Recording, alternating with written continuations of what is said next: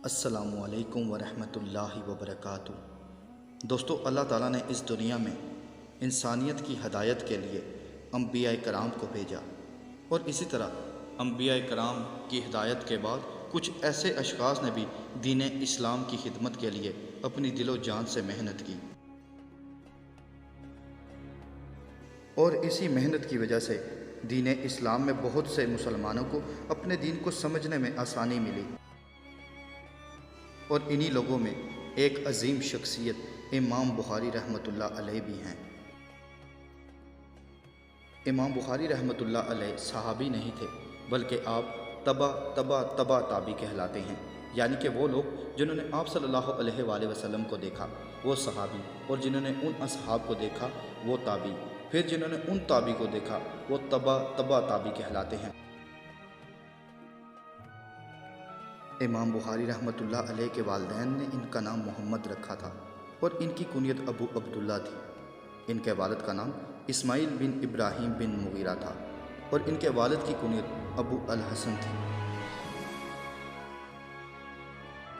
اسی طرح واقعات میں آتا ہے کہ امام بخاری رحمۃ اللہ علیہ کے ماں باپ کی یہ خواہش تھی کہ ان کو احادیث کا علم بھی سکھایا جائے، لیکن امام بخاری بچپن میں نابینا ہی تھے، تو اس پر ان کے والدہ نے بہت گڑ گڑا کر دعائیں مانگی، اور نہ جانے کتنے عرصے بعد اللہ تعالیٰ نے ان کی دعا کو قبول کیا، جس سے ان کی آنکھوں کی بصارت واپس آ گئی۔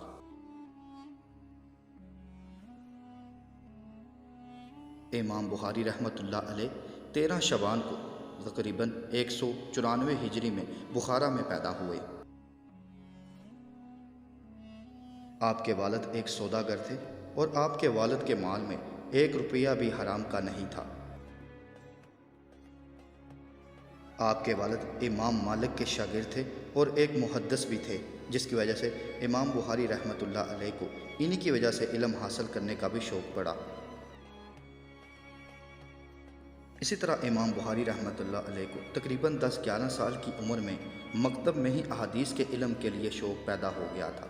اس طرح ایک دفعہ علامہ داخلی درس دے رہے تھے تو انہوں نے کوئی حدیث بیان کی، جس پر امام بخاری رحمۃ اللہ علیہ نے بڑے ادب کے ساتھ اپنے استاد کو کہا کہ یہ اس حدیث کی سند صحیح نہیں، جس پر علامہ داخلی خاموش ہو گئے۔ لیکن جب وہ اپنے گھر گئے تو انہوں نے اس حدیث کی سند کو دیکھا، اور اس پر وہ حیران ہوئے کہ امام بخاری رحمۃ اللہ علیہ اتنی چھوٹی عمر میں ان تمام تر علم سے کیسے واقف ہو گئے۔ اسی طرح علامہ مسلم بن مجاہد کسی درسگاہ میں گئے تو انہیں پتہ چلا کہ ایک ایسا لڑکا بھی ہے جسے تقریباً 70,000 کے قریب حدیثیں یاد ہیں، اور اسی طرح ان کے راویوں کے حالات اور ان کی سند کے متعلق بھی ان کو اس چیز کا علم ہے۔ اسی طرح بعض کا اختلاف بھی ہے کہ امام بخاری کو 70,000 حدیثیں نہیں بلکہ حدیثوں کی سندیں یاد تھیں، جن میں راویوں کے حالات اور ان کی زندگی کے متعلق جو علم تھا، امام بخاری اس علم سے واقف تھے۔ امام بخاری رحمۃ اللہ علیہ اپنے والد کی طرح تجارت بھی کرتے تھے، لیکن وہ تجارت خود نہیں کرتے تھے، بلکہ انہوں نے ملازم رکھے ہوئے تھے۔ وہ کہا کرتے تھے کہ تجارت کے بعض معاملات میں جھوٹ بولنا پڑتا ہے۔ امام بخاری رحمۃ اللہ علیہ نے بہت سی احادیث کی کتابیں لکھی، لیکن اول جو ہے وہ صحیح بخاری ہی ہے، جس میں تقریباً 7,500 کے قریب احادیث موجود ہیں، اور یہ سیاہ ستہ کی پہلی کتاب بھی کہلاتی ہے۔ اور اسی کے ساتھ صحیح بخاری اور صحیح مسلم کتب ستہ کہلاتی ہیں، یعنی کہ ان کی سندیں احادیث کی گولڈن چین کہلاتی ہیں، جو آپ صلی اللہ علیہ وآلہ وسلم تک پہنچتی ہیں۔ امام بخاری رحمۃ اللہ علیہ کو انہی کے دور میں ایک عظیم محدث مانا جا چکا تھا، لیکن اس کے بعد بھی تقریباً 300 سال بعد لوگوں کو اس بات پر متفق ہونا پڑا کہ صحیح بخاری بھی ایک بہت بڑے علم کا خزانہ ہے۔ اور اسی طرح صحیح مسلم جنہوں نے لکھی وہ بھی امام مسلم امام بخاری کے شاگرد تھے۔ قرآن مجید میں ایسے بہت سے علوم جن کا قرآن مجید میں وضاحت سے ذکر نہیں کیا گیا، وہ صحیح بخاری میں موجود ہیں، اور اسی طرح صحیح بخاری میں دین اسلام کو سمجھنے کے لیے تفصیلاً اور مختصر بہت سے علوم ہیں،